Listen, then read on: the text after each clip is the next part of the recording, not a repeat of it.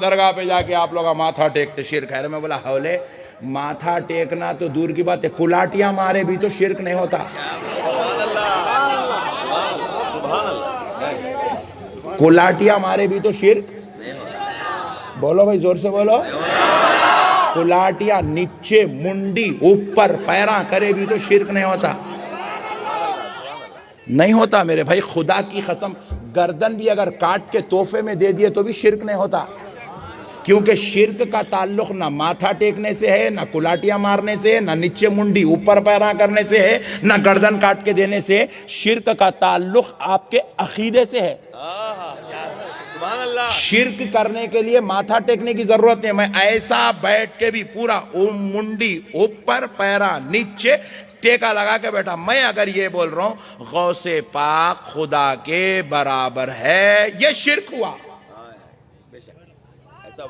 شرک عمل کا نام نہیں ہے، شرک عقیدے کا نام ہے. کیا بات ہے، سبحان اللہ سبحان اللہ. ذرا زور سے بولو. شرک عمل کا نام نہیں ہے، آپ کے فعل کا نام شرک نہیں ہے.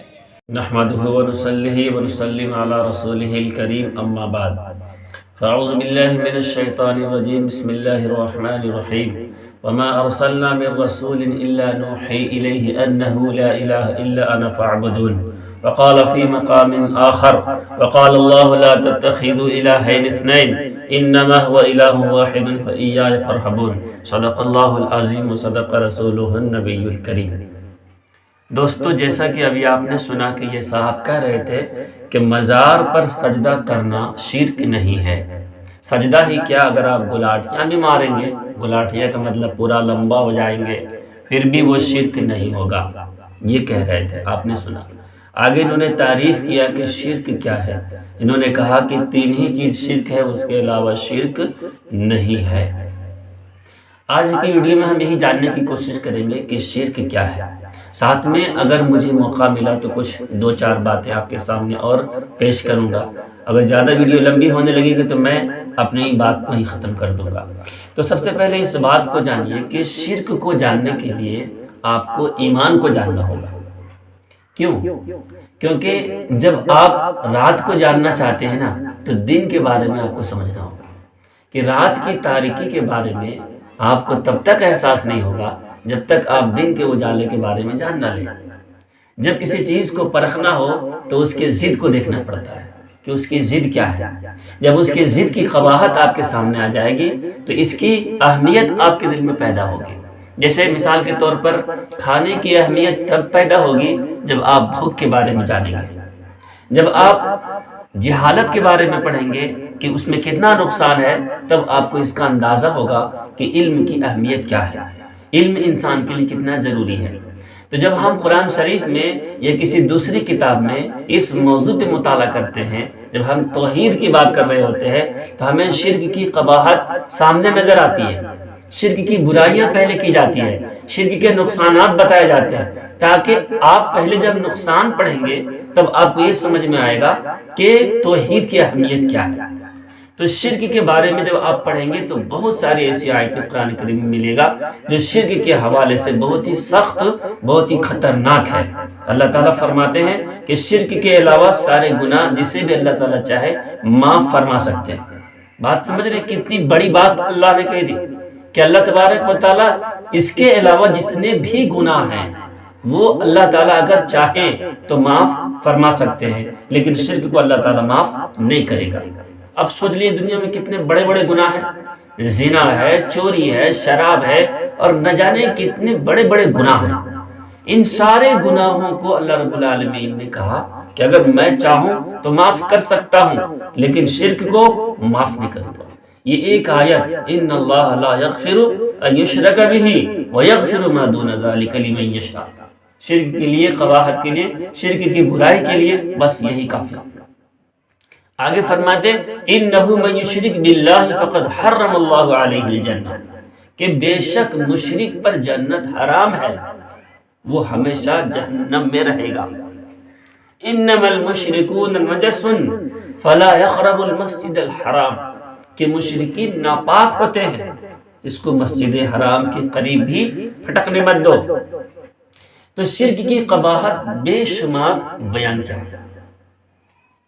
میں کیا کہہ رہا تھا کہ شرک کو سمجھنے کے لیے آپ کو ایمان سمجھنا ہوگا۔ ایمان کسے کہتے ہیں؟ ایمان کہتے ہیں اللہ رب العالمین کی وحدانیت کو تسلیم کرنا، توحید کو ماننا۔ توحید کسے کہتے ہیں؟ توحید کہتے ہیں اللہ تبارک و تعالیٰ کو ایک ماننا اور اللہ کے رسول صلی اللہ علیہ وسلم کو آخری رسول ماننا۔ اب کلمے میں جو کہا جاتا ہے، دو جزو جو ہے، لا الہ الا اللہ محمد رسول اللہ، تو لا الہ الا اللہ میں اسی بات کی تلقین کی گئی ہے کہ اللہ کے علاوہ کوئی معبود نہیں ہے۔ اب آپ اس میں غور کریں گے تو سب سے پہلے انکار کرایا گیا، لا کا لفظ لایا گیا، نہیں ہے۔ لا کا مطلب کیا ہوتا ہے؟ نہیں۔ اور الہ کا مطلب کیا ہوتا ہے؟ معبود۔ لا الہ نہیں ہے کوئی معبود۔ سب سے پہلے انکار کرایا گیا، سب سے پہلے دل کو تمام معبود جو مان رہے ہیں، جو عقیدہ بسا ہوا ہے، اس کو نکالنے کے لیے کہا گیا۔ خالی کرو پہلے کمرہ، جب روم صاف کرنا ہوتا ہے نا، پہلے اس روم کو خالی کرنا پڑتا ہے۔ اب روم کو خالی نہیں کریں گے اور پھر اوپر سے رنگ اور روغن لگانا شروع کر دیں گے تو کیا ہوگا؟ وہ تو گندگی تو اندر سے باقی ہی رہ جائے گی۔ اس کو پہلے کلیئر کرنا پڑتا ہے۔ دل میں جو معبود بنا رکھے ہو، اس سے ہوتا ہے، اس سے ہوتا ہے، یہاں سے ہوتا ہے، وہاں سے ہوتا ہے، یہ بھی خدا، وہ بھی خدا، یہاں سے بھی میرا کام بن جائے گا، یہاں سے بھی میرا کام بن جائے گا، بیٹا نہیں ہو رہا ہے فلاں مزار پہ جائیں گے وہاں سے ہو جائے گا، مشکل میں ہے فلاں مزار پہ جائیں گے وہاں سے میری مشکل دور ہو جائے گی، پریشان ہوں یہاں سے پریشانی دور ہو جائے گی۔ یہ جو سب لوگوں کو معبود بنا رکھا ہے نا، یہ عقیدہ اپنے دل سے نکال پھینکو، باہر کرو۔ تمام معبود کا انکار کرایا گیا، لا الہ کہ کوئی بھی نہیں ہے معبود مگر اللہ، الا اللہ صرف اللہ، صرف اللہ، صرف اللہ، اللہ کے علاوہ کوئی بھی معبود نہیں ہے۔ اب آپ کو یہ بات سمجھنا ہوگا کہ معبود کسے کہتے ہیں۔ جب تک آپ معبود نہیں سمجھیں گے نا، تب تک آپ کھل کے نہیں سمجھ پائیں گے، آپ کے دماغ میں بات سیٹ ہی نہیں ہوگی۔ معبود سمجھیے، معبود کسے کہتے ہیں؟ معبود اسے کہتے ہیں جس کی بات کو آپ بلا چوں و چرا تسلیم کر لیتے ہیں اور اپنے ہر معاملے میں اسی کے ماننے کا یقین اپنے دل میں جما لیتے ہیں۔ اب معبود اسی کو سمجھ لیے تو اب اسی کی عبادت ہوگی، اسی کے لیے نماز پڑھی جائے گی، اسی کے لیے روزہ رکھا جائے گا، اسی کے لیے حج ہوگا، اسی کے لیے تمام نیک اعمال ہوں گے۔ اس کے مرضی کے بنا ہم کچھ نہیں کریں گے۔ ہر کام کرنے سے پہلے ہم اس کی مرضی دیکھیں گے، وہ کس چیز میں راضی ہے، کس طرح راضی ہے، ہم ہر چیز میں اس کا خیال کریں گے۔ اس کو کہتے ہیں معبود۔ بات سمجھ میں آ رہی ہے؟ مطلب جب آپ اللہ کو اپنا معبود سمجھ لیتے ہیں، اب آپ اپنی مرضی اللہ کی مرضی کے تابع کر دیتے ہیں۔ اب آپ اپنی مرضی کا کچھ نہیں کر سکتے، آپ کو وہی کرنا ہوگا جو آپ کا رب چاہتا ہے۔ جب آپ کسی کو معبود بنا لیتے ہیں، آپ کو یہ ماننا ہوگا کہ ہمیں ہر ضرورت کے لیے اسی کا دروازہ کھٹکھٹانا پڑے گا۔ اللہ رب العالمین کو جب معبود سمجھ لیتے ہیں، اب دعائیں بھی اسی سے مانگنی ہوگی، سجدے بھی صرف اسی کے لیے ہوں گے، حج بھی صرف اسی کے لیے ہوں گے، آپ کی ہر خواہش، ہر آرزو، ہر امید صرف اسی سے وابستہ ہوں گی۔ اس کے علاوہ کسی اور کا دروازہ کھٹکھٹانا آپ کے لیے درست نہیں ہوگا۔ یہ ہوتا ہے معبود۔ اس کو اردو میں سمجھیے، جب آپ کسی کو معبود مانتے ہیں تو اس کا مطلب آپ اس کا بندہ ہے۔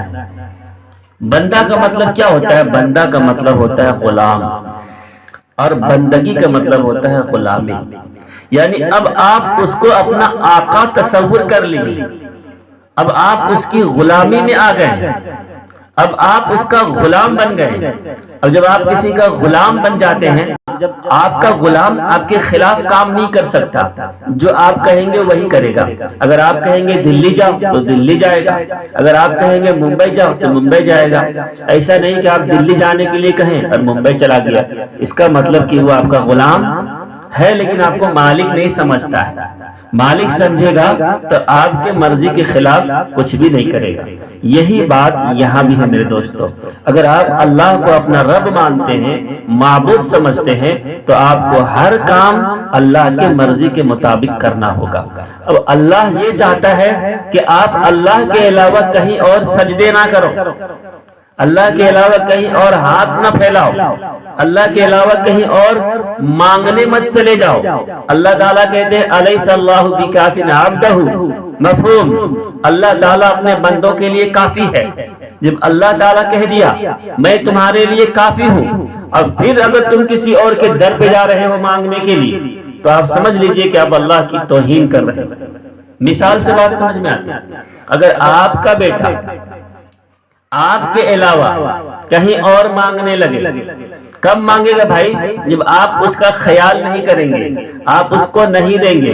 لیکن جب آپ اس کو کہہ رکھے ہیں کہ دیکھو بیٹا میں تمہارا باپ ہوں، تم کو جو بھی ضرورت پڑے، 1 روپے کی بھی ضرورت پڑے تو مجھ سے ہی مانگنا، یہ کہنے کے بعد بھی اگر آپ کا بیٹا کہیں اور جا کے 1 روپیہ مانگ لیتا ہے کہ دیجئے ہم کھائیں گے، مجھے بھوک لگی، بتائیے آپ کی توہین ہوگی کہ نہیں ہوگی؟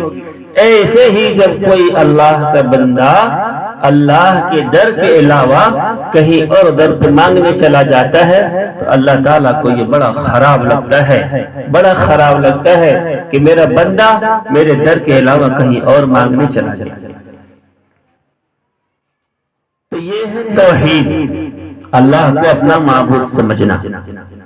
میں شرک کی بات کرتے کرتے توحید کے بارے میں بات کرنے لگا۔ میں نے کہا تھا کہ اگر آپ کو شرک سمجھنا ہے تو پہلے توحید سمجھنا ہوگا۔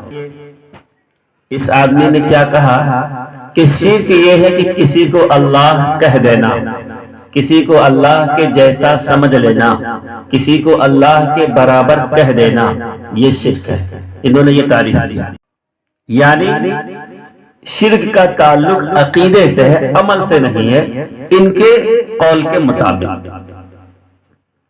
میرے دوستو ایک بات آپ سمجھیے کہ جس دل میں ایمان ہوگا اس دل میں شرک نہیں ہو سکتا۔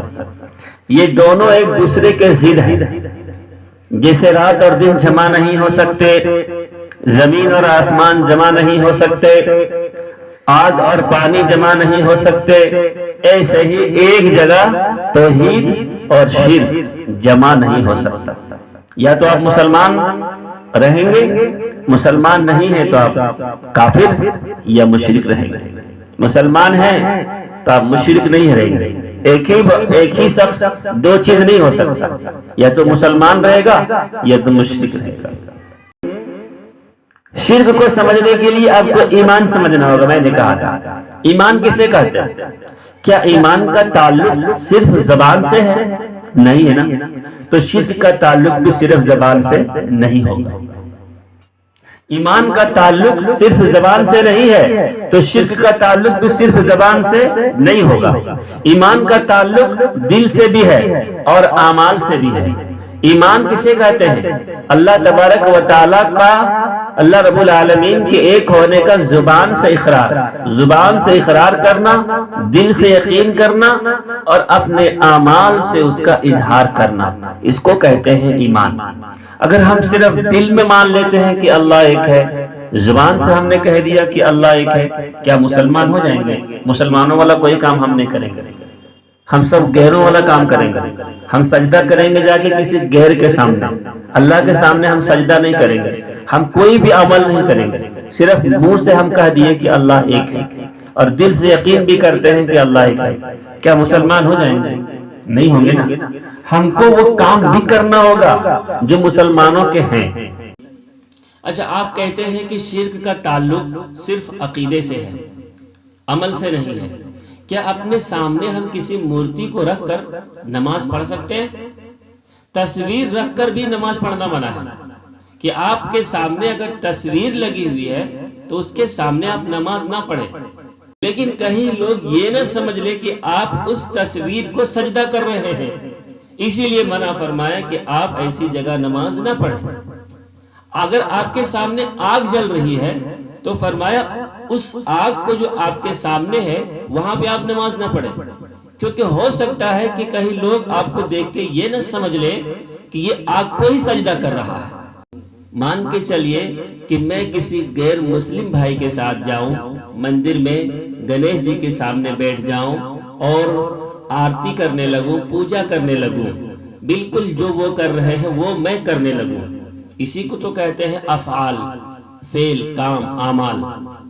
تو یہ عمل شرکیہ عمل ہوا کہ نہیں ہوا؟